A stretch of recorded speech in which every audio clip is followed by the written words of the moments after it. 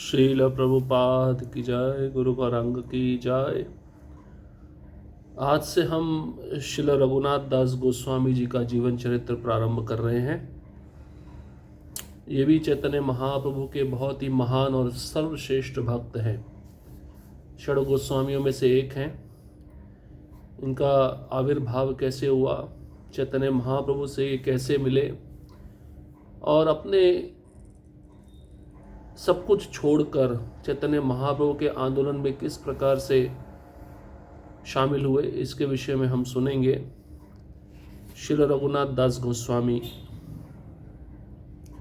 हमें श्री रघुनाथ दास गोस्वामी के चरण चिन्हों का अनुसरण करके उनसे भजन अर्थात भगवान की पूजा के विषय में अनेक बातें सीखनी चाहिए। ये वाक्य चैतन्य चरितामृत के आदि लीला के 10वें अध्याय के 100वें श्लोक के तात्पर्य में प्रभुपाद जी लिखे हैं। रघुनाथ दास गोस्वामी के चरण चिन्हों का अनुसरण करते हुए उनसे हमें भजन सीखना चाहिए, भगवान की पूजा के विषय में सीखना चाहिए। श्री रघुनाथ दास गोस्वामी श्री चैतन्य महाप्रभु के अनन्य पार्षदों में त्याग, वैराग्य तथा शुद्ध भजन के आदर्श शिरोमणि हैं। वे नित्य सिद्ध परिकर हैं। श्री रघुनाथ दास गोस्वामी के चरित्र ने संयम, सहनशीलता और धर्म परायणता के सुंदर आदर्शों से श्री चैतन्य महाप्रभु को मंत्रमुग्ध कर दिया। तो वैराग्य रघुनाथ दास गोस्वामी के जीवन चरित्र से हमें सीखना चाहिए। सहनशीलता, धैर्य और धर्म परायणता के सुंदर आदर्शों, ये सब चीजें हमें रघुनाथ दास गोस्वामी के जीवन चरित्र से सीखनी चाहिए। चरित्र में संयम, हमारा जो कैरेक्टर होता है, चरित्र होता है, उस पर हमें संयम बरतना चाहिए। अपनी इंद्रियों को, अपने मन को नियंत्रित रखना चाहिए। इसमें आदर्श है श्री रघुनाथ दास गोस्वामी। आविर्भाव, श्री रघुनाथ दास गोस्वामी का आविर्भाव संभवतः 1416 शकाब्द 1494 ईस्वी में हुगली जिले के अंतर्गत सप्तग्राम से कुछ दूर प्राचीन सरस्वती नदी के पूर्वी किनारे पर श्री कृष्णपुर नामक ग्राम में हुआ था। श्री रघुनाथ दास गोस्वामी जी के पिता का नाम श्री गोवर्धन मजूमदार था। माता का परिचय ज्ञात नहीं है। सप्तग्राम से श्री रघुनाथ दास गोस्वामी जी को प्रकट स्थली 1 मील से कुछ अधिक तथा ये त्रिशा भीघा रेलवे स्टेशन से लगभग 1.5 मील दूर है। श्री रघुनाथ दास गोस्वामी का आविर्भाव महान एवं महिमामय है। श्री भक्ति विनोद ठाकुर उनके आविर्भाव तिथि के संबंध में लिखते हैं, जन्म 1428 शकाब्द 1506 ईस्वी, आयु 76 वर्ष, वृंदावन में निवास 49 वर्ष, घर पर निवास 19 वर्ष, नीलाचल में निवास 8 वर्ष, तिरोभाव 1504 शकाब्द 1580 ईस्वी, आश्विन शुक्ल द्वादशी। श्री वृंदावनस्थ पंडित वनमाली लाल गोस्वामी का विवरण, प्राकट्य 1563 संवत शकाब्द 1428, गृह स्थिति 19 वर्ष, श्री गौरांग की सेवा श्री क्षेत्र 8 वर्ष, श्री राधा कुंड में 49 वर्ष तक, प्रकट स्थिति 76 वर्ष, अंतर्धान 1639 संवत शकाब्द 1504 आश्विन शुक्ल द्वादशी। तो लगभग वृंदावन में 49 वर्ष निवास किए रघुनाथ दास गोस्वामी। 50 वर्ष ही समझ लीजिए। घर पर 19 साल रहे, कुल आयु 76 साल थी। नीलाचल में जगन्नाथपुरी में 8 वर्ष रहे। अंतलीला की जितनी भी चैतन्य महाप्रभु से संबंधित दिव्य लीलाएं हैं, सब रघुनाथ दास गोस्वामी ने अपने आंखों से देखी थी। अब इनका नित्य परिकर परिचय गोलोक वृंदावन में, ये इनका स्वरूप क्या है। श्री रघुनाथ दास गोस्वामी श्री कृष्ण लीला में श्री रति मंजरी हैं, जिनकी विद्युत वर्ण सी अंग कांति है। जो बंदूक लाल पुष्प के समान वस्त्र धारण करती है। श्री राधा गोविंद के चरण संवाहन करना इनकी प्रधान सेवा है। योग पीठ में सिंहासन के अग्नि कोण में इनकी स्थिति है। गौर गणोदेश दीपिका 186 में कहा गया है, दास श्री रघुनाथस्य पूर्वाख्या रसमंजरी अमुम केचित् प्रभाषन्ते श्रीमतीं रतिमंजरीं भानुमत्याख्यायया केचिदाहुस्तं नाम भेदतः। श्री रघुनाथ दास गोस्वामी रस मंजरी के अवतार हैं। कुछ लोग कहते हैं कि वह रति मंजरी के अवतार हैं, जबकि कुछ अन्य लोगों के अनुसार वह भानुमति देवी के अवतार है। सप्तग्राम का परिचय, जहाँ पे रघुनाथ दास गोस्वामी जन्म लिए थे उस ग्राम का परिचय दिया जा रहा है। सप्तग्राम एक प्राचीन शहर और बंदरगाह है जो हुगली जिले में त्रिवेणी रेलवे स्टेशन के पास स्थित है। सप्तग्राम के खंडहर आज भी सरस्वती नदी के तट पर देखे जा सकते हैं। कई ऐतिहासिक दस्तावेजों में सप्तग्राम को सतगांव भी माना गया है। सप्तग्राम का शाब्दिक अर्थ है 7 गांव, अर्थात 7 गांवों का एक समूह। वासुदेवपुर, बांसबेड़िया, कृष्णपुर, नित्यानंदपुर, शिवपुर, शंकरनगर तथा सप्तग्राम। सप्तग्राम की उत्पत्ति के पीछे भी एक पौराणिक कहानी है। ऐसा कहा जाता है कि राजा प्रियव्रत कन्नौज के राजा थे और उनके 7 पुत्र अग्निहोत्र, बबात, रमणक, भूपिसंद, स्वयंवान, सवन और दुतिमंत शांतिपूर्ण निवास की खोज में सरस्वती नदी के तट पर पहुंचे और उनमें से प्रत्येक पास के 7 गांव में बस गए, जिनमें सप्तग्राम शामिल थे। इन सप्त ऋषि ने सरस्वती नदी के तट पर तपस्या की और श्री गोविंद चरण दर्शन प्राप्त किए। ये 7 गांव आज भी अस्तित्व में है, लेकिन तत्कालीन समृद्धि काफी हद तक फीकी पड़ गई है। तो इस सप्तग्राम के विषय में बताया गया है। प्राचीन शहर है, बंदरगाह है और हुगली जिले में त्रिवेणी रेलवे स्टेशन के पास स्थित है। आज भी इन सप्तग्राम के खंडहर को सरस्वती नदी के तट पर देखा जा सकता है। सप्तग्राम का अर्थ है 7 गांव। सतगांव भी पहले कहा करते थे इसको। 7 गांव का समूह, जिसमें वासुदेवपुर, बांसबेड़िया, कृष्णपुर, नित्यानंदपुर, शिवपुर, शंखनगर और सप्तग्राम। अब इसके पीछे एक पौराणिक कथा या कहानी है। राजा प्रियव्रत कन्नौज के राजा थे। उनके 7 पुत्र थे। शांतिपूर्ण रहने के लिए या शांतिपूर्ण जगह का निवास खोजने के लिए सरस्वती नदी के तट पर ये 7 पुत्र पहुंचे थे और उनमें से हर एक पुत्र 7 गांवों में बस गए, जिनमें सप्तग्राम भी शामिल था। तो ये जो सप्त ऋषि हैं भी सरस्वती नदी के तट पर तपस्या करते हैं, जो भगवान कृष्ण गोविंद के चरण दर्शन प्राप्त किए। आज भी ये गांव अस्तित्व में हैं, लेकिन इनकी जो समृद्धि है काफ़ी हद तक खो चुकी है, फीकी पड़ चुकी है। सप्तग्राम बंगाल का एक प्राचीन समृद्ध बंदरगाह शहर था, जिसकी दुनिया भर में प्रसिद्धि थी। सप्तग्राम की स्थापना सेन वंश के शासकों के अधीन की गई थी। जब रुकनुद्दीन कैकॉस बंगाल का सुल्तान 1291 से लेकर 1302 था, तब जफर खान ने सप्तग्राम पर कब्जा कर लिया। अलाउद्दीन खिलजी ने रुकनुद्दीन को बंगाल का स्वतंत्र शासक स्वीकार कर लिया। ये मुगलों ने जब आक्रमण किया था भारत पर कब्जा करने के लिए, उस समय का बात बताया गया है।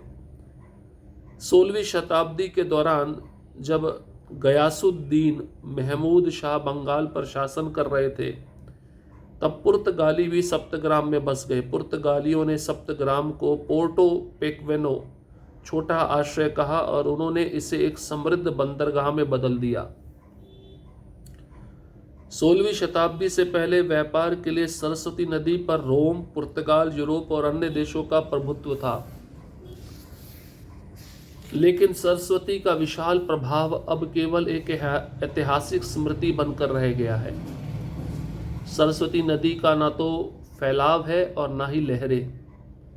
16वीं शताब्दी के दौरान बंदरगाह शहर के पास से बहने वाली सरस्वती नदी सूखने लगी और इस तरह सप्तग्राम का महत्व धीरे धीरे कम होने लगा। तो उस समय में 16वीं शताब्दी में बहुत सारे लोगों ने जो बाहर से आए थे, आक्रांत थे, उन्होंने शासन किया है उस जगह पर। रोम वाले थे, पुर्तगाली थे, मुगल थे, यूरोपियन थे। अब जैसे पहला प्रभाव था इस शहर का, अब वैसा प्रभाव नहीं रहा। सरस्वती नदी वो भी सूख गई है। मुस्लिम शासन के दौरान सप्तग्राम राज्य का मुख्य व्यापारिक केंद्र और राजधानी था।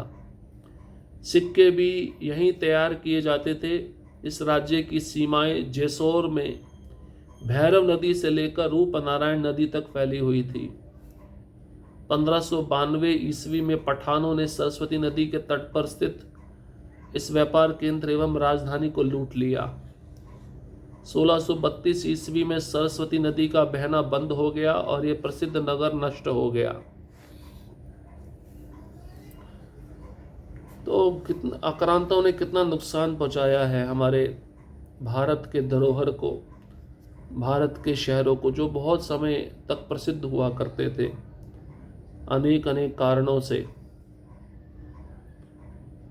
सप्तग्राम में हिंदू शासन काल में शत्रुजीत नाम का एक शक्तिशाली राजा था। जफर खान नामक शासक ने 1298 से 1313 ईस्वी तक शासन किया। 1497 ईस्वी में श्रीमद महाप्रभु के समय सप्तग्राम में मजलिस नूर नामक शासक था। 1497 ईस्वी में हुसैन शाह बांग्लादेश का शासक बना। श्री रूप सनातन बंधुओं को सप्तग्राम के तत्कालीन शासक सैयद फकरुद्दीन के अधीन अरबी और फारसी में शिक्षा मिली थी। गंगा यमुना सरस्वती का संगम स्थल त्रिवेणी पवित्र तीर्थ स्थल है। जब श्रीमद नित्यानंद प्रभु ने त्रिवेणी का दौरा किया तो इसे शिक्षा का एक प्रमुख केंद्र के रूप में सम्मानित किया गया था। उन दिनों नवद्वीप में शांतिपुर, गुप्तिपाड़ा और त्रिवेणी संस्कृत ग्रंथों के अध्ययन के लिए प्रसिद्ध थे। एक त्रिवेणी में 30 विद्यालय होते थे। मकर संक्रांति, विशुभ संक्रांति, वारुणी दशहरा और कार्तिक पूजा के अवसर पर त्रिवेणी में बड़े मेले लगते थे। अभी तो ये सब नहीं रहा। आज से 500 वर्ष पूर्व चैतन्य महाप्रभु के समय ये सब मेले लगते थे और विद्या का केंद्र माना जाता था, संस्कृत सीखने का केंद्र माना जाता था। संस्कृत ग्रंथों के अध्ययन के लिए जगहें प्रसिद्ध थी। शांतिपुर, नवद्वीप, गुप्तिपाड़ा और त्रिवेणी। श्री नित्यानंद प्रभु 1438 में सप्तग्राम गए और महाधनी सुवर्ण वणिक वंश के दिवाकर दत्त को दीक्षा दी और उनका नाम उद्धरण दत्त ठाकुर रखा। ये महान वैष्णव है उद्धरण दत्त ठाकुर। इनका वर्णन चैतन्य चरितामृत में भी कृष्णदास कविराज गोस्वामी किए हैं। उनके बेटे का नाम प्रियंकर था। उन्होंने श्री विष्णु का मंदिर स्थापित करके वैष्णव धर्म की सहायता की।